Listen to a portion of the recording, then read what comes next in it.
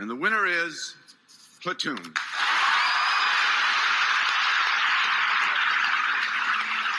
Welcome back to The Better Half. I'm Bradley J. Halverson, and here with me, she's my better half. It's Carly Corio. Hi, Carly. Hi, Brad. How are you?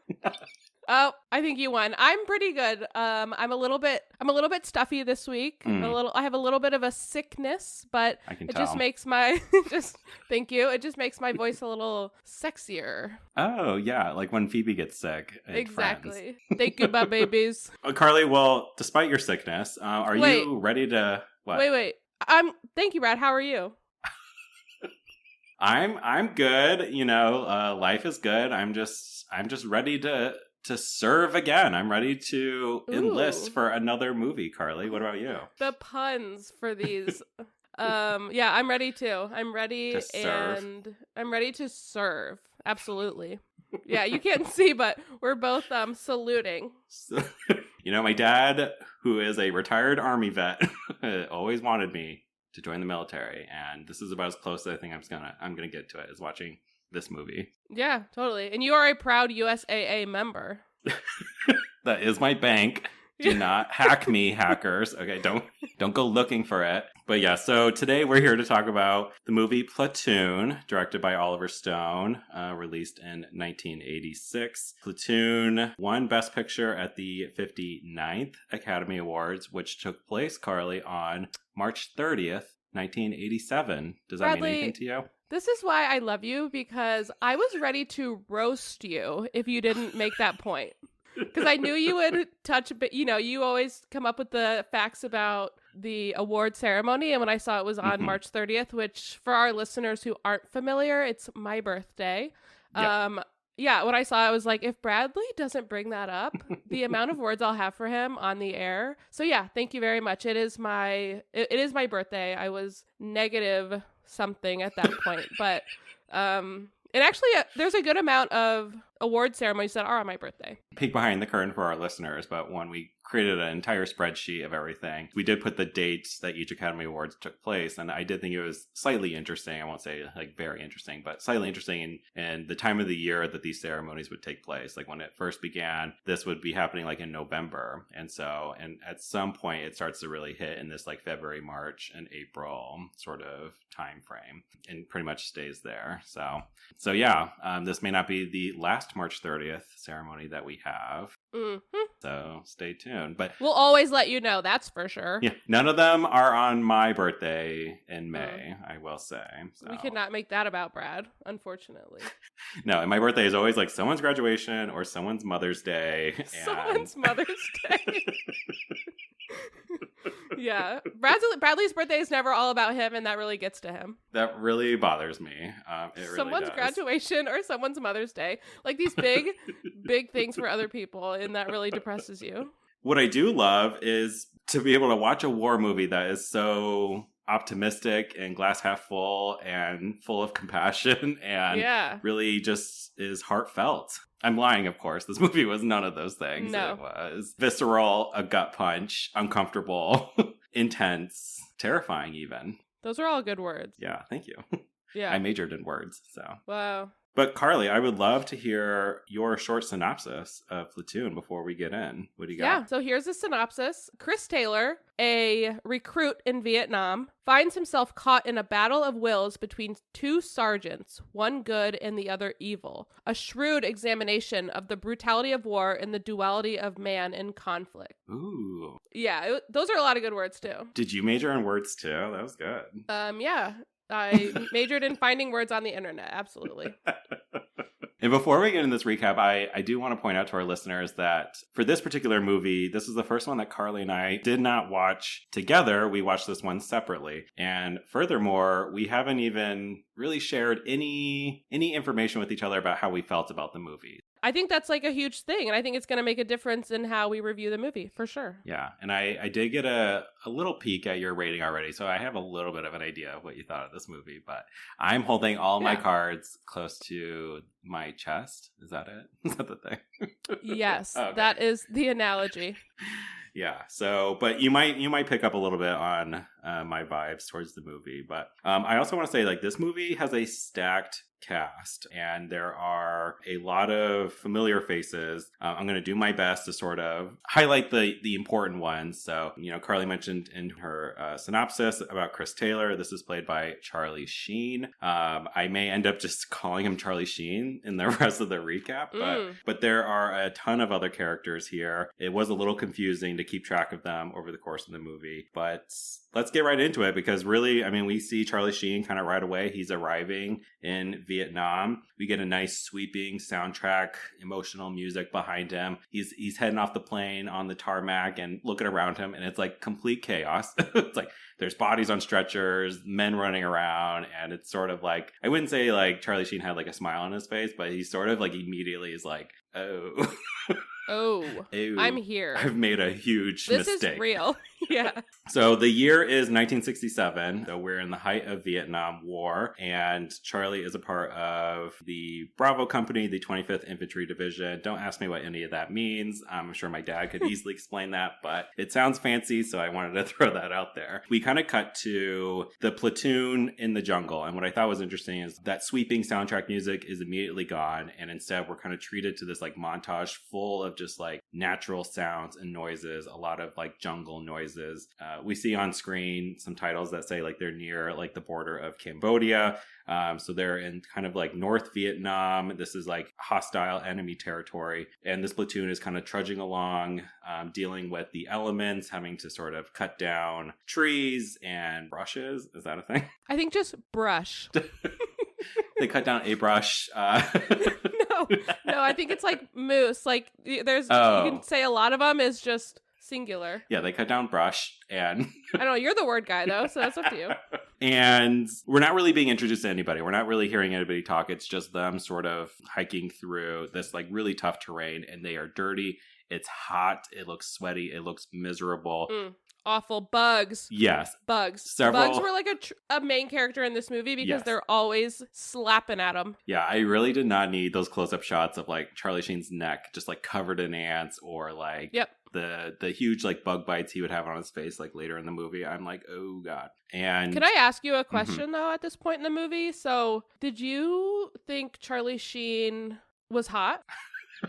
At this age? And I do want to say, Brad and I have also talked about how this is a more serious movie than the past two movies we've watched. So I'm not, adding light to the severity and the seriousness of this movie, but I do think, Brad and I are people who try to make, we make things fun and things. So in the spirit of our friendship, and if we were together, these are the questions we would have asked each other. But I wrote down Charlie Sheen hot ? Because I immediately was like, oh, and I've never thought that. I don't know if it's because Charlie Sheen is, all of his anger management things, but what did you think of Charlie Sheen at the age of 21 when he filmed this movie, by the way? Yeah, he was 21. It's so funny you bring it up because it was already in my mind. And I do want to say, I want to say too, like, I think you're absolutely right, Carly. Like, I do, some of the movies that we're going to watch in this series are not going to be necessarily a fun ride in terms of what we're seeing. But I think you and I were really good at finding the humor in all things in life anyways. And I think we'll find it here as well. In the answer to your question, yes, he's hot. Yeah, I thought so too. I was into it. A lot of the images that we'll have Eddie, our intern, post on our socials, there's a lot of Charlie Sheen faces. I pulled a lot of him specifically. So he's definitely like, he's young. I don't know if this is his first major role. I guess we'll let Carly, let us know at the end maybe, but this may be like his breakout role. And he's definitely looks very young and kind of in his twink era a little bit here, which normally I don't go for, but here it was working for me. Now, him covered in like sweat and dirt and bugs, maybe a little less so, but I'm rooting for, what's his name? Chris Taylor? Yeah. I'm rooting for Taylor here. Yes. And I do want to just, touch on who else is in this platoon, because we're going to cut away from the jungle and we're going to head to sort of their campsite. And this is really where we get a ton of exposition, but we start to actually meet some of the other people within the platoon. And so I want to go through, for the sake of our listeners, I want to try to give you the organizational chart of this platoon and really try to tell you the hierarchy so that you can kind of hold it in your mind as we go through this movie. Because again, the movie really doesn't hold your hand over any of these people. I found it hard to figure out like who was who sometimes when they're like in the thick of it. But at the top of the leaderboard, we have a Lieutenant Wolf, who's played by Mark Moses, who Carly and I know as Paul Young from Desperate Housewives. And he is a cutie at this age. Okay. I thought he was really cute. Okay. I think I prefer him in the Paul Young days, maybe because he's a little older. No, I thought every time I saw him, I was like, what a cutie patootie. I literally wrote cutie. Yeah, and that's a good point too, because like while he is the lieutenant, he also appears very young, a little maybe in over his head. And we learn that like most of the men in the platoon aren't really kind of seeking him out for advice and for guidance and leadership. That's more so going to the sergeants underneath him. And there's like two prominent sergeants here. We have Sergeant Barnes, played by Tom Berenger, which is a name I feel like I recognize, but I can't say I know anything else about him. He has these like gnarly face scars, like he's seen some shit. And he carries this like level of intensity throughout the entire movie. Like he is laser focused on the mission. And then on the flip side, we have Sergeant Elias, played by Willem Dafoe. And he's a little bit more relaxed. Like you get the sense that he has some war experience as well, but he seems like he's carrying less weight of the world on his shoulders, a little bit more compassionate. And really the men in the platoon, they kind of seem to gravitate towards one of these two sergeants. And there's almost a bit of a divide or a schism within the platoon where it seems to be you're either Team Barnes or you're Team Elias. And we wonder which one Bella Swan would choose if she were out there. But Every man choice has to be a Bella Swan love triangle. But she's not out like there. it. And neither is any woman ever. There are no women, except there are a few, which unfortunately they don't have a good time here in Vietnam. No. But there are no prominent female characters, which is a big disappointment to Carly and I. I get it. You know, it's war. Men are being drafted for the Vietnam War. Like, I get it. And we really do stay in Vietnam this entire movie. We don't touch down back at home in the United States. We're not really like seeing anybody on screen in terms of like loved ones or anything like that. It's kind of claustrophobic. We really stay with this platoon and in this harsh environment. Also in this camp scene, we do get a little bit of man butt. I don't know whose man it was. It belonged to. But he's like peeing. It might be Willem Dafoe, but I might be just making that up because we only see his backside because he's peeing. So I wrote top half man butt because it was just his pants were pulled down and he was peeing. But you saw a lot of a very pale because the top half of him was very tan. But you see his little pale top half butt. Yeah. It's more than a plumber's crack, but not full butt. It's somewhere in the middle of that spectrum. Yep, it's a good way to put it. Yeah. And this is also where we get Charlie Sheen's, Chris Taylor's we get voiceover narration, kind of giving us exposition. These are sprinkled throughout the whole movie. They're kind of like, they're told, his narration is like in the style of like, he's like writing a letter to his grandma. It's kind of like, hey, Granny, hey, Grams. Yep. Things are kind of tough here. Could use some of your cookies and love because it sucks here. So I really don't know. We never see him actually like writing any letters or. So I don't know if this is just like what he's holding in his mind or if maybe off screen he is actually like writing things to her. But he's going to be talking to old Granny here the whole movie. And we never see her, of course, because why show a woman ever? Right. They would have had to cast a woman and that was a no. Yeah. But Chris Taylor, he already lets us know like a week has gone by and he already describes this place as hell. His words, not ours. But there seems to be a lot of evidence to back that up so far. So, and there's a few other guys here. I want to touch down on a few important ones. He's also a Sergeant O'Neill. This is played by John C. McGinley from Scrubs fame. He seems to be a little bit more on the Barnes side of things. We have a guy named King, who's played by Keith David, a little bit more on the Elias side of things. Forrest Whitaker is out here. His name is like Big Harold.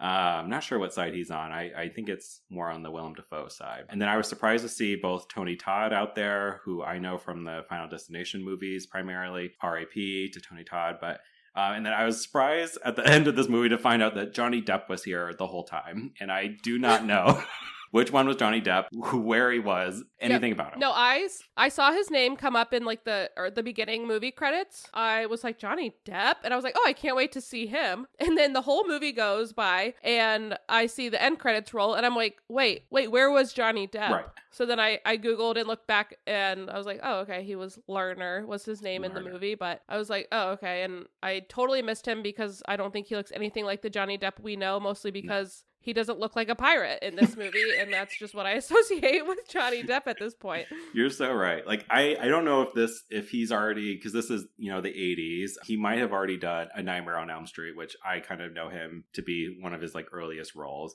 where he wears a crop top, and he really inspired a new generation of gay men to now wear crop tops, and they cite that scene in particular. So, yeah. So, we kind of set the scene here. Again, this platoon is being run by Lieutenant Wolf. We have sort of Team Barnes, and we have Team Elias, and Charlie Sheen, he's like new there and he's getting his bearings, kind of going through the motions, but we don't yet know sort of who he gravitates towards. And he's still just sort of like, I think, a little overwhelmed by this experience.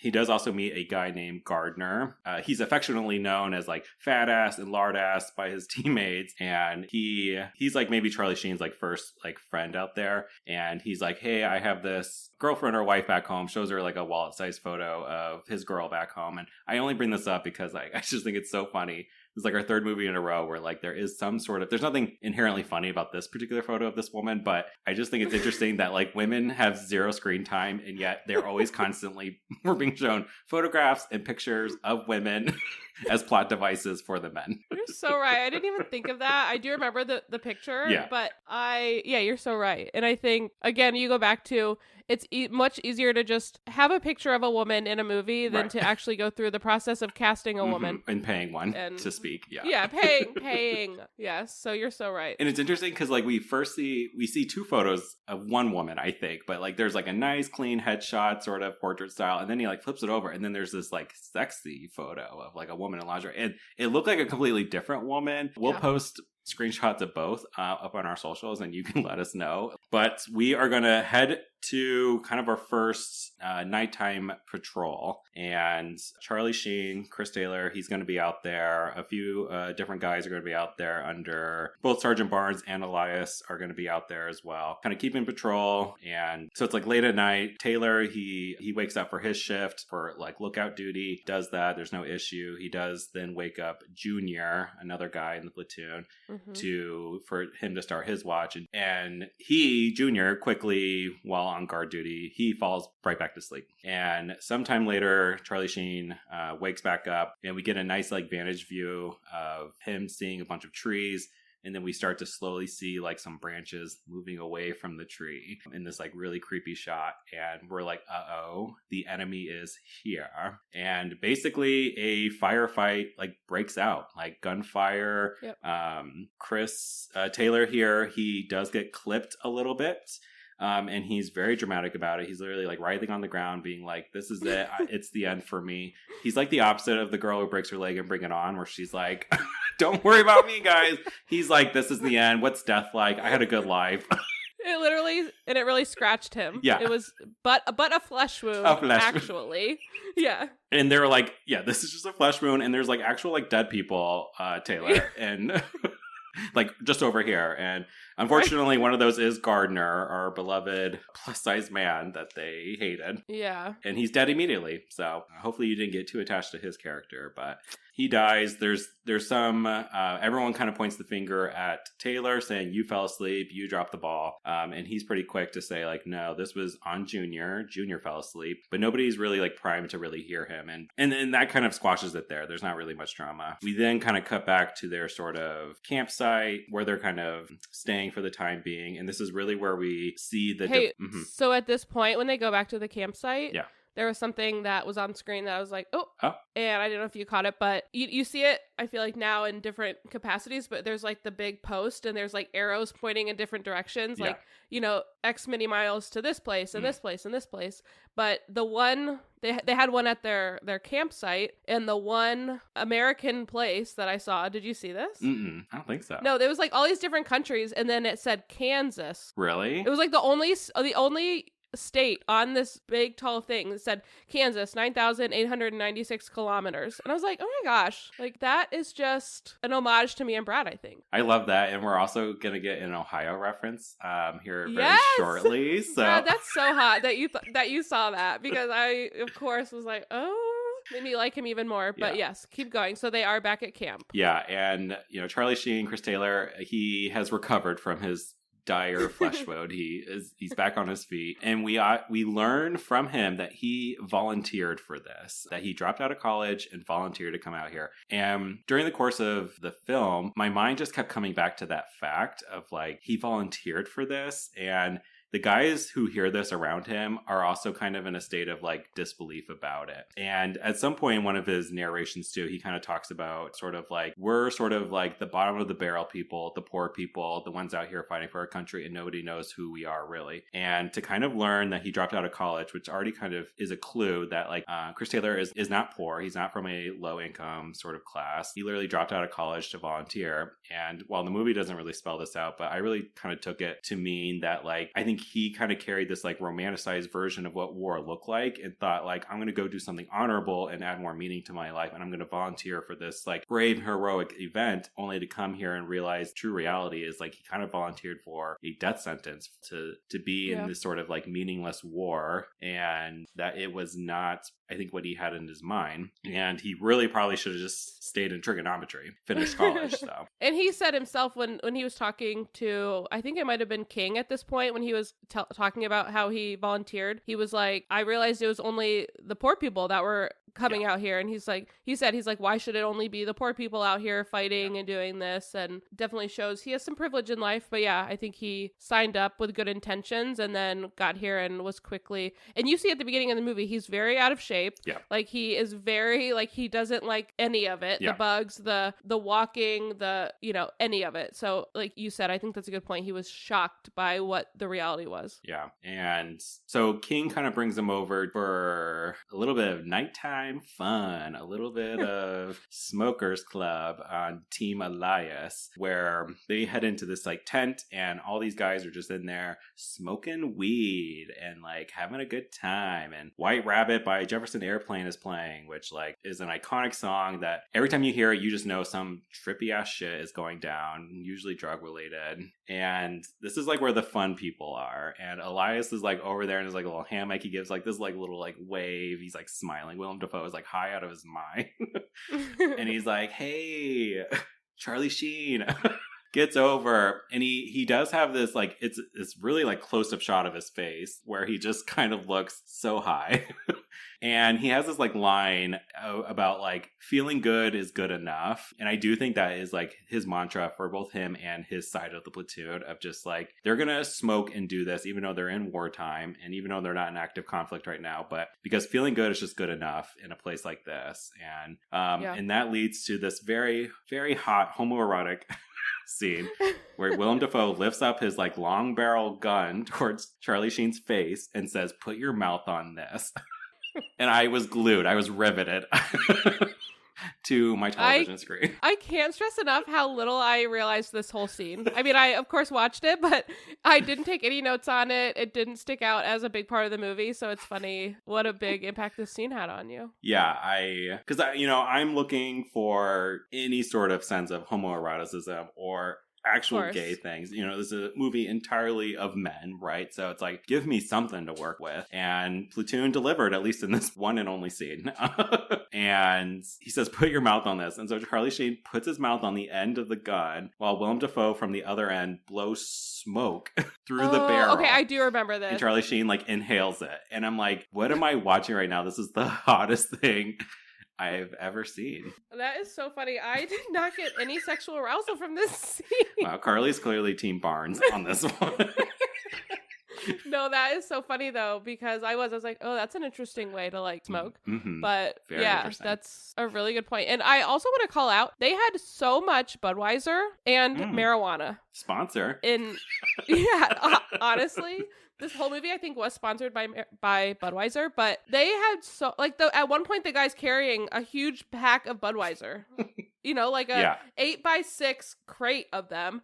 and they all have Budweiser, they all have marijuana, and I'm like, you guys are eating slop, but you Right. somehow, and I don't know, I just was wondering in general, and I'm not asking you because I don't know if you know, but like, did they get a lot of beer and like recreational stuff out there? Yeah, it's interesting. Like, they were eating and drinking better than Oliver and all those other little boys were in the warehouse. Yes. Like, Yes, you're so right. I don't know how common those sorts of amenities are, because I also know, like, you don't really get, I mean, this is the 60s too, so, you know, phone calls to home and stuff like that. Like, they probably were really relying on letters. I know food-wise, like, MREs are like a big thing in the military, which are these just sort of like prepackaged sort of like food meals. Don't ask me what MRE stands for, but my dad, there would be some of them like in our own home kind of growing up. It's probably in essence kind of just a solid form of gruel from the Oliver movie, but did not. Okay, I did just look it up, and MREs stands for Meals Ready to Eat.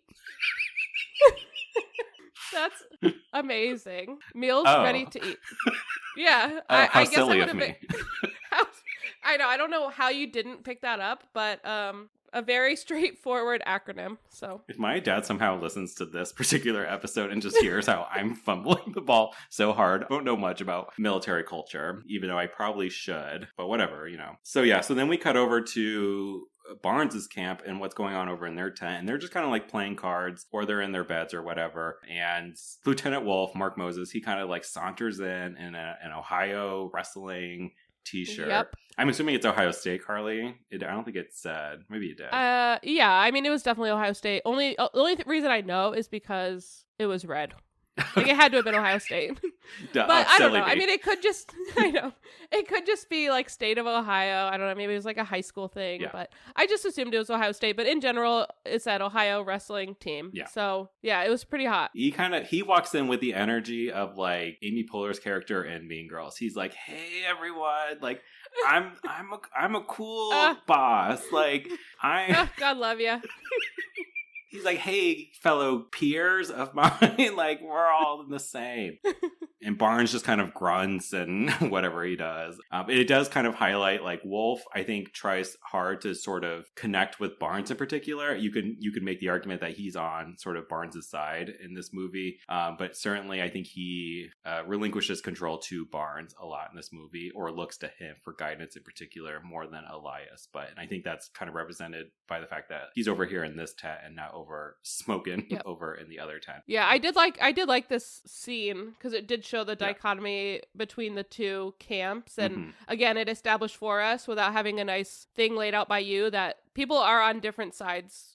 You know, of these two sergeants. Yeah, something that I don't really like is where we're heading to next, because we do kind of cut to a daytime patrol that really kind of spirals out of control, and I think is really kind of the crux of the whole movie, and also the most uncomfortable part for me. So let's see how we do in recapping it. But they're on a daytime patrol. They do kind of come across kind of like an abandoned enemy tent, and a couple of guys go inside. They find like a little box that's got a bunch of documents in it, and when they go to lift it up, it is booby trapped and it explodes, and we get a nice shot of a guy running out of the tent with no arms, and he collapses and he dies, and that sets everybody like on edge. And I will say the whole platoon's out there, so all the important characters are out there. And one of their guys goes missing, this guy Manny. So then, you know, things are starting to get a little bit more intense. They're searching around the jungle, and they ultimately do find Manny. He's been tied to a tree, his throat's been cut, and so they are now on alert that there are sort of enemy soldiers within the area. And Elias he hangs back with a couple of guys to kind of scout the area, while the remaining platoon head to this like nearby village. And I can't be any clearer about this. This village is of farmers. It's like low income, poor people who are they're not soldiers, and they are just peacefully living their lives. And a few of them do see these soldiers coming. A few of them hide in these sort of like foxholes or whatever. Like, they got holes in the ground. They're hiding out in there. But here comes the big old platoon. They kind of come in, and they quickly find and pull people out of these holes. They're throwing grenades in. to blow up the holes regardless of who's left inside. They're sort of corralling the women and children into kind of like the public area in the center. They're just shooting pigs for no good reason. So shooting their livestock. And the guys are really ramped up here. And in particular, Chris Taylor is also, I think he's starting to lean into the Barnes mindset. This is probably as close as he gets because he finds a couple of people in a hole. He pulls them both out. It's like a guy with one foot and I'm assuming his like mother. And there's a language barrier here, right? Like these American soldiers are just yelling at them and they're communicating back, but you don't really get a sense of what's being communicated here. Charlie Sheen shoots at the feet of this 1 foot guy and sort of makes them dance for it. And you got this other guy, Bunny, who is like very much Team Barnes. Yeah, Mr. Bunny here, who is like just waste this whole village, take them out, like do it, really egging Charlie Sheen on. And I think this is a moment where like it's that cliche at this point of like there's two wolves inside of you, you know, which wolf do you feed or whatever. And I think Charlie Sheen was very close to sort of feeding the wrong wolf here, and he does not choose to kill either of these two people, and instead Bunny swoops in and beats the one-footed man to death with the butt of his gun. Thankfully that violence happens off screen, but it's still very upsetting, and it's going to continue to keep getting more upsetting because then we cut to the outside and Barnes is there. And again, remember, Sergeant Elias is not here. That's important. But Lieutenant Wolf is there, the leader, and yet it's Sergeant Barnes who kind of pulls in the village chief and is interrogating him, being like, you're working with the enemy, you all are soldiers, like, you all killed our man. And of course, the village chief is like, they have like an interpreter. There's an American soldier there who can speak the language, but we're alerting like, no, like, we're not involved in this conflict at all. Like, we're not the enemy. Like, this is just a group of unarmed farmers living their lives. And that's not good enough for Barnes, who I don't think really cared what this man had to say and just came with a sort of vendetta or all this baggage that we don't really quite know. But the village... Well, and it's all definitely sparked more by, I wouldn't say more, but they are coming here straight from seeing one of their own strapped up, tied to a tree, throat slice. So it definitely feeds into all this. Yeah, and the village chief, his wife is there. She's like pleading. She's standing beside him, trying to really stress like, so, you know, we finally get a woman on screen. It's great. And Barnes just straight up shoots her, just kills her. It's very upsetting. And he does this in front of all of like the women and children that they have kind of corralled into this like public area. And one little girl in particular is like screaming and crying at this scene of violence. You get the sense that this is their daughter. Barnes notices this little girl and brings her over and holds a gun to her head. And we're really reaching a fever pitch here. And thankfully, this is where Sergeant Elias emerges. Willem Dafoe arrives here, sees what's going on, and he intervenes. He saves this little girl's life and literally fist fights Barnes in front of everybody. And again, I need to stress that like Lieutenant Wolf, the leader, was witnessing all of this. Standing there passively. And so Elias really like, I guess he kind of escalates the conflict a little bit, but he at least like really saves the lives of the rest of these villagers. But now the tension is thick between Barnes and Elias. And really like the lines are drawn, I think, from here on out, where like in terms of the platoon and which side you're on, like this, it becomes even clearer where like some of these guys in the camp really do believe in Barnes's kind of way and just sort of not really treating these as human beings. And instead it's just seeing them as the enemy only. And then there's Elias, which brings a lot more compassion. And they understand sort of the bigger picture here. And if you think the upsetting things are over, they're not, because then, you know, Lieutenant Wolf finally steps in. He's like, you know, burn this village to the ground, just raze it and take all their stuff. And I'm not entirely sure what's happening with the villagers or like what the end goal is, but they're all sort of being escorted, out of the village. However, a few of Barnes's men decide to take a couple of the women and they are going to assault them right there and then over by some trees. And Charlie Sheen sees this, and this is where he intervenes and stops the men from proceeding. And they have very unkind things, being like, what, you're a homosexual or what? Like, whatever. And Charlie Sheen literally looks at them and he's like, this is a human being, which I thought was like a very... a huge part. Right. A very poignant moment. And he prevents prevents village women from being assaulted by these American soldiers. Yeah. So all that might have been tough for you to hear. And it was very sort of, for me watching this it was very uncomfortable. It was visceral for me and emotional. I just like, and it felt very real to me. And I think that's what added to the horror of it. Of like, you know, this really does feel like the two sides of your classic man, in a sense of like, you know, carrying this like aggression. And it's like each man sort of chooses which sort of side of themselves that they are, whether that they are like a savior or they are a killer. And this movie really, I think, reflects on both sides. And you get the sense that like this movie really is about like Charlie Sheen's like soul, like which side wins out. Yeah. Based on how he initially treated the villager, but then how he later sort of helps intervene. Like I think you see both sides in him. Yeah. Yeah. It's interesting. This scene. Yeah. You definitely see him swing. That's a really good point. Yeah. From seeing that one villager's head get bashed in with a gun, and then you can just tell, like, it's little by little, you could tell he's coming to terms with it. And I was thinking, watching, I can't believe, I mean, it, like, these are American soldiers, and there's, you know, you see stuff like this, unfortunately, in a lot of lights, but it's always being done by people who are supposed to be portrayed as bad men, and then we're supposed to trust American military, and it was just interesting to see this, and I'm sure it's not done without some reality to it in general, but so it was just it was in a way the biggest scene of the movie, because it showed everything that I think they're trying to get it showed to us. Yeah, a lot is running through my mind, and in terms of what's going on next in the plot is there's now concerns that there's going to be an investigation as to like what happened here, were there unnecessary killings that are going on. Barnes is concerned that Elias, Willem Dafoe, is going to sort of tell the truth and testify against him. And we do get a nice little night scene between Elias and Chris Taylor, Charlie Sheen, where they're just sitting by the tree. It's nighttime. They're looking up at the stars and they're sort of reflecting on their like life and like what this war is and what it means to them and what their life ultimately means. It's a nice moment that they have because it's going to get bad again. Just when you think it can't get worse, it just keeps getting worse and worse. So we do, you know, sometime later, we do head to their next patrol. They're back into enemy territory. It's daytime. The whole platoon is out there.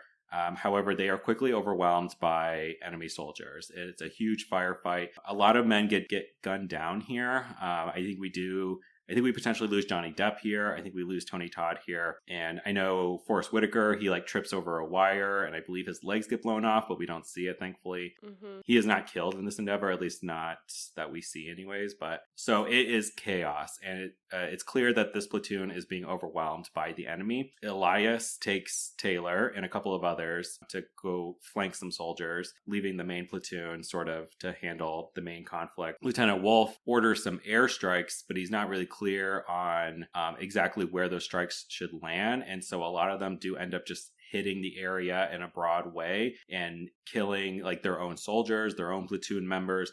Barnes is pissed, which I mean, he always is.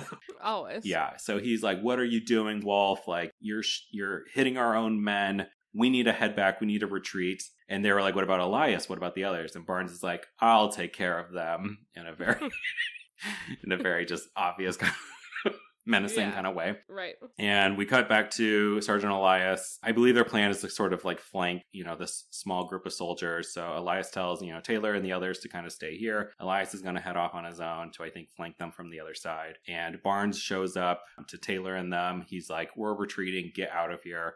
Head to this spot. Taylor's like, what about Elias? He's still out there. And Barnes is like, I'll take care of him. I'll take care of him. And they're like, okie dokie, Barnes. We have every reason to trust you. All right.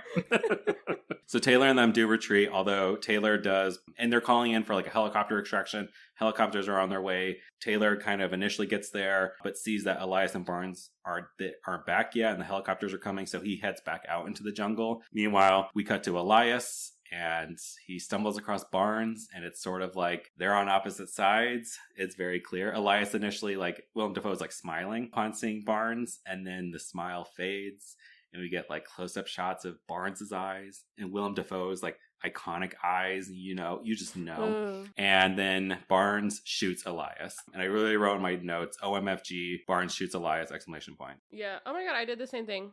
No OMFG. But the exclamation point was there. Yeah. So this was like, oh my God. And we understand why. We understand, like, Barnes is worried about what Elias might say about how Barnes treated this village. And he found an opportunity and he took it. And Charlie Sheen, Chris Taylor does kind of, he's getting closer to the scene, but Barnes sort of meets him first and he's like, it's too late. Elias is dead. Let's go. We got to go. And Charlie Sheen doesn't even have enough time to sort of process this. And they head back to the helicopter. They all board the helicopters. They're taking off. And then we see that Elias is not dead. Not yet. He is very much running. The helicopters are already off the ground, right? There's not much they can do. But Elias is running. He is being chased after a bunch of Vietnamese soldiers. And so now Charlie Sheen knows that what Barnes just told him, that Elias was dead, was not true. Because here he is alive. But he then is also... And Chris Taylor looks right at Barnes. You can tell they make eye contact. And you can tell there's like a lot was said by just the look. Yeah. By both of them. And unfortunately for Elias, the job is finished here. The soldiers do shoot him. And it's a very, I have to imagine this is probably an iconic shot of the movie where Willem Dafoe kind of falls to his knees, throws his hands up and his head up towards the sky, and then plops down and is dead in a very dramatic fashion. Yeah. It's both like beautiful and also it's a little dramatic. Willem Dafoe, I don't know. It's a little much. But. So unfortunately, Elias is killed here, and everybody heads back to camp. And Chris Taylor, he's on the case. He's going to crack the case. He already knows something is up with Barnes, and he's rallying the rest of Elias's side in a tent, and basically wants to kill Barnes. He wants him and the other men to kill Barnes in a move that's called fragging, which is new to me, but apparently this is like a military term in which people on the bottom will choose intentionally to kill their superior in a way that makes it look like it is a wartime accident and not like an intentional killing, but sort of setting someone up. The fact that there's a term for it means it probably happened a good amount. That's kind of shocking. Right. The fact that like Chris Taylor like knows this already. He's like, hey, I've been here for like 2 weeks, and he's like, let's frag. They get taught about this. Yeah. The men hearing this, I think there's some general agreement, but it doesn't matter because Barnes was, had his ear up to the tent anyways, and it was like peeping in, overhears everything. He kind of comes in and just has this like menacing stroll around the tent, talking about like, I don't even know what he's talking about, just like good and evil and right and wrong and gray area, and it's complicated. Okay, I'm complicated. You don't know what I've been through. Look at my face scars. Well, and a lot of when he was saying like we have to do something about Barnes, a lot of the other men in the room were like, you can't do anything about Barnes. Like, I know what he did was wrong, but like you can't kill Barnes. He's unkillable. They even said he's been shot like 8 times and keeps coming back. It's very much like he's untouchable, and they were kind of encouraging Taylor to like move on. It sucks, but we can't do anything about it. And then he comes in and walks around and definitely intimidates the room. Yeah. And perhaps there's some fear too of like, okay, we just lost Elias. If we also took out Barnes here, then we're kind of just left with Lieutenant Wolf here, who's already kind of proven himself to be like an incompetent leader. Cute, but incompetent. That's what I strive to be at all times. Yeah, so Barnes says that's gonna be my new Instagram handle. Yeah. Cute but incompetent. Pretty but dumb. Okay, sorry. Actually, no, that's just pretty dumb. Okay, back to the sad movie. Yeah, so Barnes, he pulls out a knife. He's just really intimidating Taylor, Charlie Sheen here, like cuts him like below the eye a little bit. And that's kind of the end of that. And we kind of head towards like the climax of the movie. There's going to be a big sort of nighttime assault and that they are preparing for. None of the men feel good about this. They all sort of have like ominous feelings about what this means. They're all kind of being divided up into pairs that are each going to be in their own sort of foxhole to take out these soldiers. We do get a shot of, I forget the reason why, but we do see King gets to like leave. He gets to go back. Mm-hmm. So we know that he is like spared from this assault. And I'll just tell you now, he does live through the end of the movie. Congrats to King. But everybody else, it's sort of like, oh, this is not going to be this is probably not going to be good. And Taylor, he gets paired up with a guy named Francis. That's his like foxhole buddy. We see Bunny is paired with Junior. We don't really know where Wolf or O'Neill or Barnes are necessarily. I guess they're kind of just like running point maybe. We cut to the nighttime and it's clear yet again when the enemy shows up that they are overwhelmed. And like the enemy is like very prepared. They have sheer numbers. They must understand American military tactics and maneuvers because they're blowing up these foxholes. Bunny and Junior, they get killed, they die. They even get to sort of like the command center area, and a suicide bomber just runs in there and blows all their stuff up. So it is chaos quickly, and a lot of these characters are dying, including our cute but incompetent Mr. Wolf. Dead. Mm-hmm. He is killed. An Ohio man. Yeah. Yeah, we hate to see it. We hate to see it. O'Neill, he is very overwhelmed. He is just like almost like in a pit of all these bodies, and he uses one of them to like hide underneath it while the enemy kind of heads on in. And Taylor and Francis, they're shooting from their foxhole, but they quickly realize we have to abandon this. Taylor heads off on his own and runs into Barnes in a very dramatic fashion, where Barnes is going to... Barnes has the upper hand here. Taylor, he's like flat on his back. It's still chaos, mass shooting, explosions. All these things are happening. And Barnes picks up, I believe it's a shovel. And he's going to like smash in Taylor's face. But at that same time, an airstrike has been ordered correctly because Lieutenant Wolf is no longer running point. And this airstrike sort of, at the moment in which Barnes is going to kill Taylor, this airstrike just hits at that exact moment. The whole screen goes to white, and Barnes and Taylor are both knocked out from this. And we next see then Taylor wake up. It's morning time. Good morning. Yeah. He's surrounded by complete carnage and death. He sort of gets out there like ringing in his ears. It's like all very like, ugh. He finds a gun. He picks it up and he finds Barnes crawling away. And he flips over, Barnes does, to look Taylor in the face. And Barnes is initially like, hey, buddy, hey, pal. He's like, get me some help, please. Hey. Go get some medics. Love you. Get me some medics, please, because we've always been nice to each other. And then when Charlie Sheen makes absolutely no move and just stays with the gun pointed at him, Barnes is like, all right, then shoot me. And he does. Yep. He immediately does. Yep.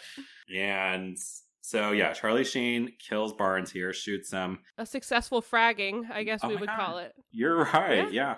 I know.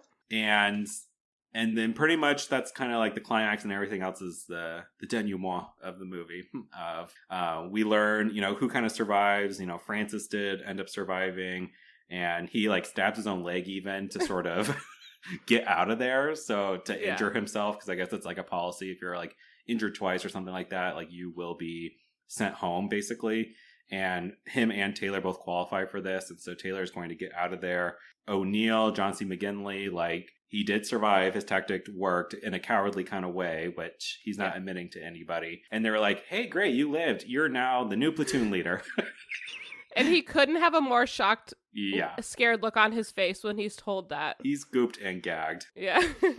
Yeah. And then the last shot of the movie is really like Charlie Sheen, Taylor, he's on a helicopter. It's taking off. There's some like voiceover narration just about how awful this whole experience was. He doesn't recommend it, 0 out of 10. And that he's forever a changed man, which is kind of similar, at least to the one other war movie that we got, of sort of like you go off to war one way and you come back another. We don't see him returning home, but we do see him sort of shed some tears on the helicopter. And that sweeping music returns from the very beginning, which I really liked that music actually. And then the movie ends. That cheery, bright, beautiful, sunny movie. Right. It was over. So that was a lot. And Carly, I would love to just dive straight into your rating about this movie. I think as a way to sort of to see how you felt about it and how I felt about it. Yeah, I gave this movie... You want to tell the emoji too, what we chose? So we chose the green military hat emoji. Helmet, but yeah. Sorry, yes. Oh my gosh. The green military helmet emoji. Yeah. So that's the one we chose for this. It was very fitting. Yeah. And I gave this movie 2 military helmet emojis. Okay. Because I'll jump in with my rating. So you give it a 2. I am giving this one a 4. out of 5. I do kind of hope that if I haven't already, maybe convince you to see things more in my direction. Yeah. And I think for me, while this film was it's not a movie I can just fall asleep to for comfort, right? It's like a movie I feel like I can only revisit after very long lengths of time in between. But this was the first movie we watched where like it really just hit me as a gut punch. Like it made me feel something, both like anger and uncomfortable. And also like I'm really just struck by the fact that like this movie really didn't shy away from the ugliness of war and of this war in particular, but the fact that like it was American soldiers contributing the ugliness that like I appreciate almost like the bravery of this movie for doing that, because I think this movie was controversial and it really did paint American soldiers in a bad light. Yeah. But yet it felt very real to me, that it felt completely plausible. We should also say like the director, Oliver Stone, has actual combat experience in Vietnam. So I think there's almost is kind of an autobiographical tone to this movie where like it feels authentic to me. And the way it provokes thinking, like it provokes a reaction out of you, I really like. I do think like these messages were very heavy handed, and I did find like the cast of characters, like, we don't learn in depth about a lot of them just through their actions. That's the only thing kind of preventing it from being like a 5 for me, where I do feel like it was maybe, just really like heavy handed. It really like was beating this point to you over and over again. But yeah, I guess I'm curious what made you, I guess, in terms of initial impressions, to give it a 2. Yeah, I think I in general was just kind of feeling like I didn't, and I think now going through the movie with you, talking through some of the themes and digging deeper, I could 1000% change my rating to a 3 out of 5. Oh. I think you've convinced me, but I don't know. I think my immediate thing, and maybe it is because one, we didn't watch it together, so it was just kind of like my immediate, it just wasn't as enjoyable. But I don't know. I thought the movie was very monotone, and I think that also is just war in general. And I don't think war is my thing.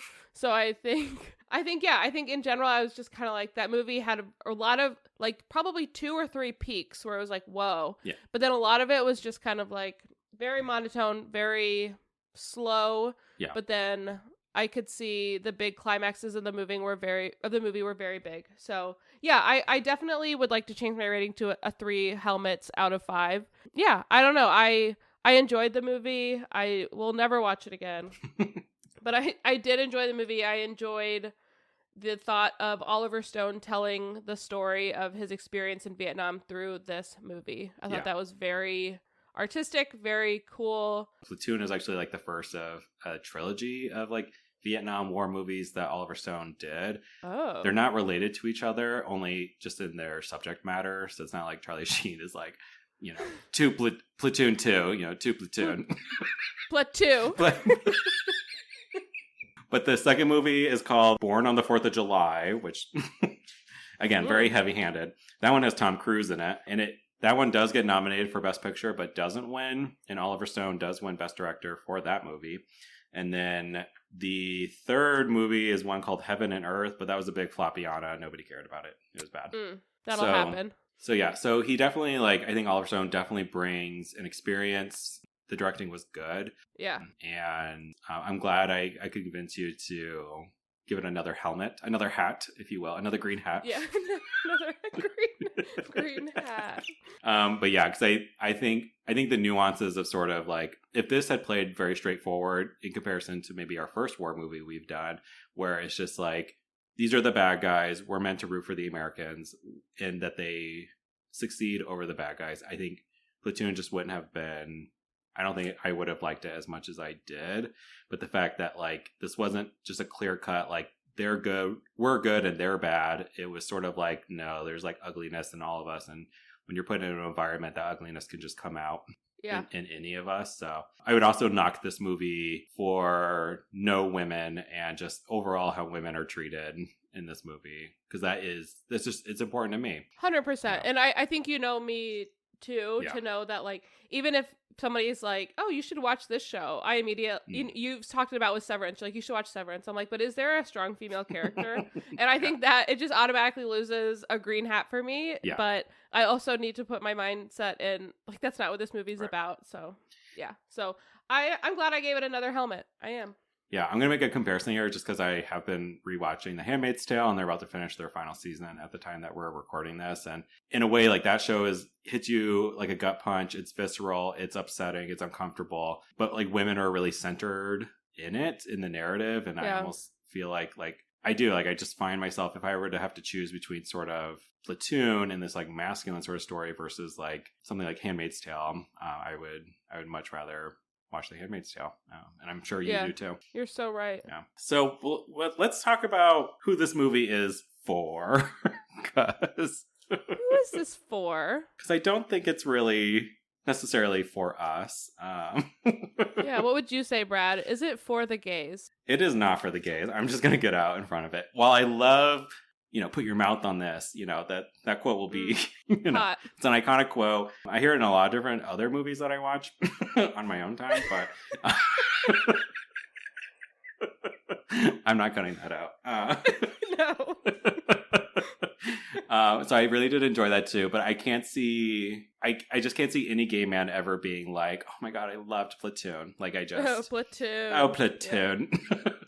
So no, I don't think there was really inherently anything kind of queer-coded about this or anything that the gays could sort of snap their fingers to and root for. What about for the girls, Carly? I put 2 thumbs down for is it for the girls? And I do. I think while I think it's a good movie and it has good ideas to it and it's a very good movie, I don't think it's for the girls at all. There's no girls that play any strong role in the movie, and it's very much like a bro movie, and that's fine because that's what Vietnam was. But I don't think it's for the girls. No, fully agree. And when I saw you put 2 thumbs down because we've just been doing 1 thumbs up or 1 thumbs down, I did chuckle to myself, and I agree with you. So yeah, cool. Well, let's talk about this Academy Awards. This is the 59th. We're 10 away from 69th. Nice. On Carly's, negative 5th birthday or whatever, March 30th. And this had 3 hosts. It was hosted by Chevy Chase, Paul Hogan, and Goldie Hawn, which I definitely know 2 of the 3. Which one don't you know? Paul Hogan? Oh, I think you said Hulk Hogan. Oh, no. Someone named Paul Hogan. I can't imagine Hulk Hogan hosting. I don't know why that was totally fine for me when you said it. Yeah, Chevy Chase, Goldie Hawn, and Hulk Hogan. Hulk Hogan. I was like, oh, okay. Those 3 make sense to host an Academy Awards together. So yeah, there were 3 of them. Of course, as a trend that we're noticing here, this Best Picture winner was pretty much the big winner of the night. Platoon was nominated in 8 categories. It had 8 nominations and it had 4 wins. So I'm going to quickly run through those. So, of course, nominated for Best Picture, it wins there. Nominated for Best Directing, and it wins. Oliver Stone does take home the W there. It gets 2 nominations in the Best Actor Supporting category. So Tom Berenger and Willem Dafoe as our 2 sergeants both get nominated. Neither win. And nothing for Charlie Sheen in the lead actor category. So another snub, potentially. Yeah. Which made me think that this might be like Charlie Sheen's like first initial film. Like maybe he just didn't have the gravitas yet to secure this nomination. Maybe similar to Mark Lester, who played Oliver Twist. Before he was grounded and never allowed to film and act ever again by his parents. But grounded. Platoon is nominated in the Best Writing category. It does not win. It secures nominations in Best Sound and in Film Editing, wins in both of those, and is nominated for Best Cinematography, does not win. So the Best Picture was presented. The voice you heard at the very beginning of this recording was Dustin Hoffman. He is the one who presented this award. And let's talk about the lesser half. Let's talk about our big losers. And aptly, the first one is Children of a Lesser God, is our first film. The only thing noteworthy here is Marlee Matlin is the first deaf winner from this movie. Oh, nice. Love her. Congrats to Marlee. The next movie is called Hannah and Her Sisters, which feels like something Carly would love, just off the bat. I did look up what that was about. Yeah. Yeah, it's directed by Woody Allen, and he stars in it with Mia Farrow, which, you know, like, things are not great for Woody Allen. So I don't know much about Hannah or her sisters, but Carly will do her own spin-off podcast, I'm sure, just covering movies with sisters. Movies about sisters. I could get into that with my sisters. They would like that. There's a movie called The Mission, which apparently is quoted as being one of the greatest religious films of all time. And I do not care. That'll be in Brad's spin-off podcast. Movies about religion. Yeah, it's this one and wait, I can't. Jesus and The Nun from the Conjuring universe. And Jesus Christ Superstar. Yeah. Wait, what's the other one? Okay, Cruel Intentions. Sarah Michelle Gellar kept her cocaine in a cross like necklace. So. Oh yeah, that's a good one. So that's religious. Okay, we'll continue to build this. The Passion of the Christ. I think that's religious. Oh, I don't know. It might be. Might be misdirection. We'll look it up. And then the last movie that did not win here in the Best Picture is A Room with a View. However, it did secure the same number of nominations as Platoon did, but it only got 3 wins. So not the big winner, but the second big winner. I think that one has Helena Bonham Carter in it. Yes, it does. And her character's name is something funny. Like it's like Honeychurch or something is her last name. And she was like a kid. Like she looks very young. I know, it's interesting. It is Lucy Honeychurch. Lucy Honeychurch. We'll add that one to the religion podcast. Yeah, add that to your list. What's interesting about this word is like, and even this movie, right, is like, so far we've certainly in Wings, like we're talking about people who have certainly passed since then. Oliver, you know, some of those folks are still alive today. I mean, here, like, these are like recognizable people to us. You know, Chevy Chase, Goldie Hawn, like, you know, Tom Berenger, Willem Dafoe, Charlie Sheen, like, these are all people still hanging out, still here. So a little bit more recognizable to us. Otherwise, not much else goes on in this Academy Awards. They really try to make a strong effort to make this 3 hours or less, which I know is a big challenge for the Academy Awards. They really confine the acceptance speeches to just 45 seconds, and they really try to hone in on that. I thought that was interesting. And overall, this Academy Awards got mixed reviews. People were like ho-hum about it. Wow.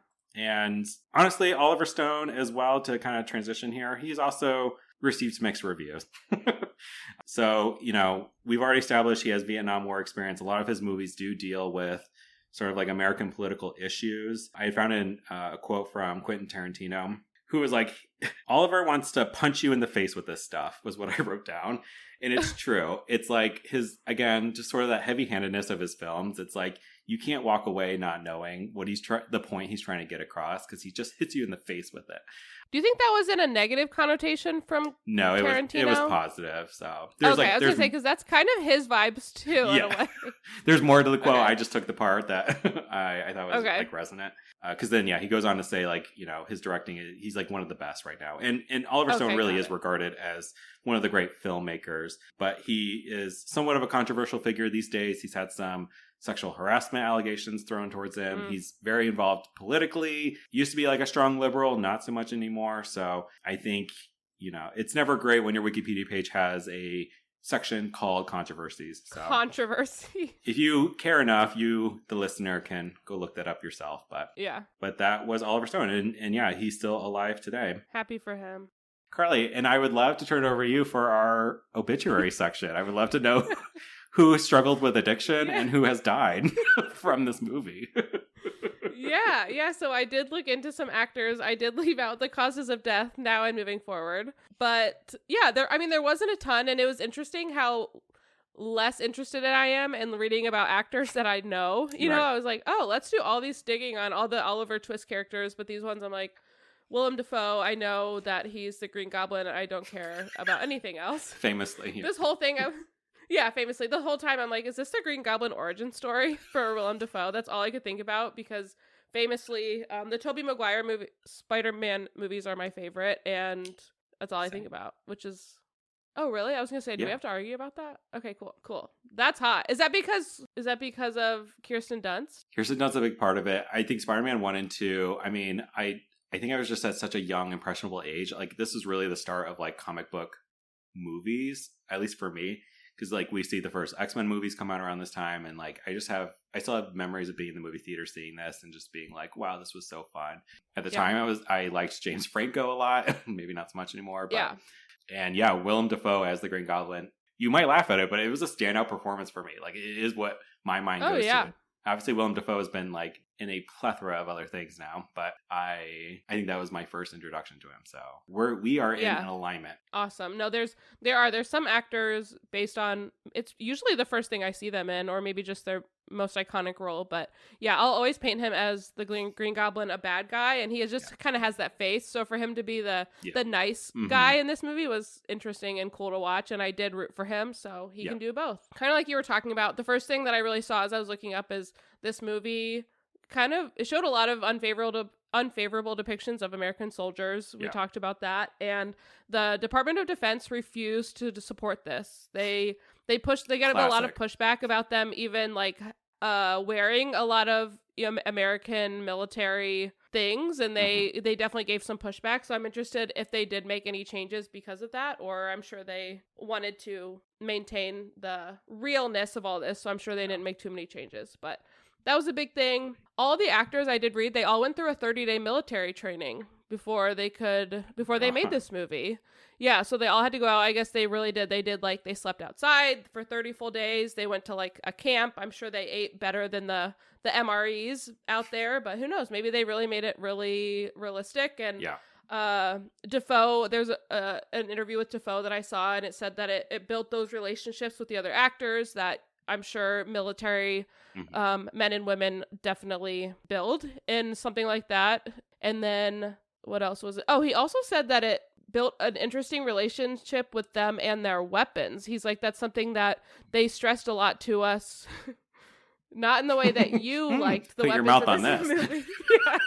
Not in that way, but he said none of us had a lot of artillery weapon training before this. So he said they gave us our weapons to carry, that they were not loaded, they were not real, but he's like, you really have to build a comfort and a familiarity with those. So he's like, it was a lot of that. And he's like, we came out just more comfortable in the military role. So that was kind of cool.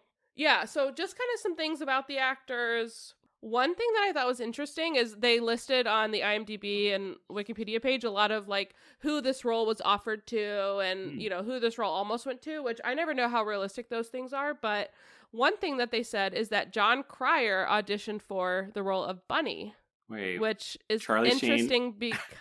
Interesting because Charlie Sheen and John Cryer, probably Charlie Sheen's most notable big role is 2.5 Men with starring opposite John Cryer. So that would have been interesting to see. And again, I don't know how realistic that is because the internet can make up anything. But I also saw an interview with Oliver Stone that said he intentionally picked Willem Dafoe and Tom Berenger to be the two sergeants because Willem Dafoe had been cast as mostly a good guy and Tom Berenger had been cast as mostly a bad guy in all of their films, and he really wanted two people that the viewers already had depictions of, which again is interesting that I started the movie being afraid of Willem Dafoe in a way. So yeah, that is interesting because it kind of rewards the viewer for knowing these actors. So it's like you get like a visual cue immediately. Like once you see Tom Berenger, you're like, like the audience were already primed to think he's bad news, Willem Dafoe is good news. But you're right, I sort of had to like suss that out. And I thought